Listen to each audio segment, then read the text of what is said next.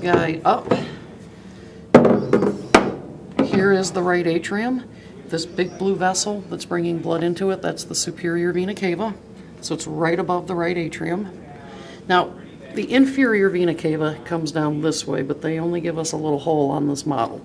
But it's really long. In reality, it goes through your entire thoracic and abdominal cavities. So that's the inferior vena cava. So those are the two. If you want to make notes too, you can. Totally up to you. I will make later. Okay. Yeah. So your two vena cava. It's just on the model. It has a color. Usually, it's has no color, right? No Right. blue, Yeah. Just no on the red. models Okay. that it has Okay. color. So those are the first two things. Superior vena cava right above the right atrium.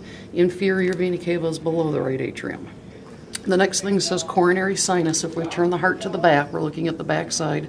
This big blue vessel here is the coronary sinus. And it also empties blood from the heart, because remember, these are coronary arteries and coronary veins. The coronary veins all drain into the coronary sinus, and that brings blood into the right atrium. Okay? Mm-hmm. From the right atrium, we go into the right ventricle, but we have to pass through this valve. This valve is called the tricuspid valve, or you can call it the right AV valve, your choice. I like calling it tricuspid. So the tricuspid valve, the blood passes through that into the right ventricle. Now I got to flip to this half of the heart model. We're on the right side over here, because this is the thinner myocardium. It's thicker on the left. So here's the tricuspid valve, right ventricle. Then it's going to pass through another valve that's called the pulmonary semilunar valve. And that's whatever letter E, pulmonary semilunar valve. I'm going to put this model back together to show you that this is the pulmonary trunk. It's a big blue vessel. It's going to take that oxygen poor blood to the lungs. So we're kind of on this one now, this blue artery, pulmonary trunk. Now the pulmonary trunk is going to branch out. You don't really see it on this side, but you'll see it on some of the models branch out into pulmonary arteries. Go ahead. Let's go down. Yep.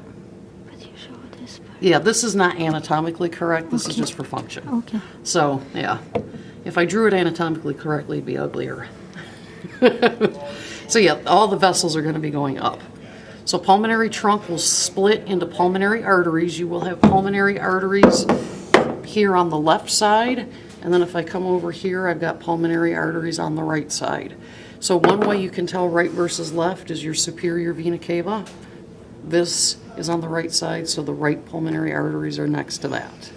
And they will be blue because they're carrying oxygen poor blood. And then the left pulmonary arteries would be over here. So the blood goes to the lungs. They're not connected to each other. No. Okay. So then the blood goes to the lungs and we have that gas exchange. So now we have red veins coming back to the heart and they go into the left atrium. So these two are red veins. These are called pulmonary veins.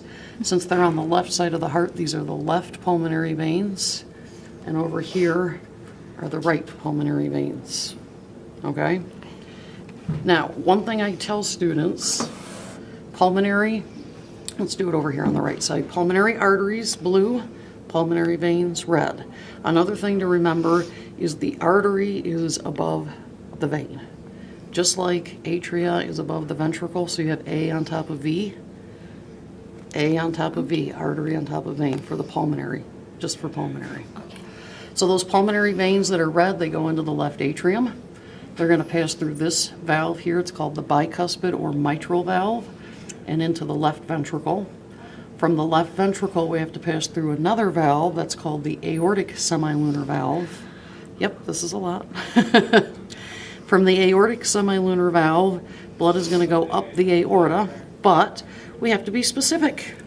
So this is specifically the ascending aorta, where it arches here, that's called the aortic arch, and then the descending aorta comes down.